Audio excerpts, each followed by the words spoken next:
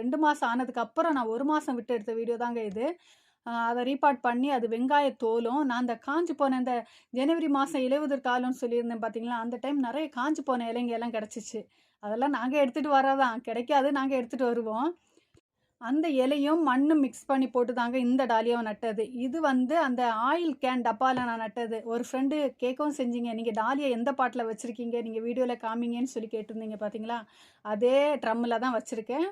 2ஆ cut பண்ணி அதில பாதியால நட்டு வச்சிருக்கோம். 2 ரீபாட் பண்ணிட்டோம்.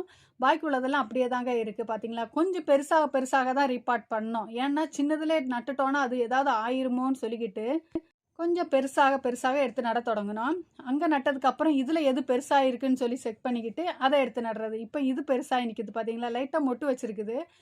இது கொஞ்சம் இப்ப இலையெல்லாம் பெருசாயி நிக்குது. சரி இதுதான் இனி அடுத்த ஸ்டெப் மாத்தணும்னு சொல்லிட்டு மனசுல நெனச்சுக்கிட்டு, மாத்துனதுக்கப்புறம் இங்க நிக்கிற செடிங்கள நான் காமிச்சு தரேன் எப்படி இருக்குதுன்னு. 6 இன்ச் பாட்ல வச்சிருந்தேன் அந்த டாலியா செடி. இது வந்து ஒண்ணு அழுகி போயிருச்சு. அதுலேருந்து கட்டிங் எடுத்து வச்சது பாதி அ அழு மூடு அழுகிருச்சு. கட்டிங் அப்படியே நிக்குது. இதோட நிலவரம்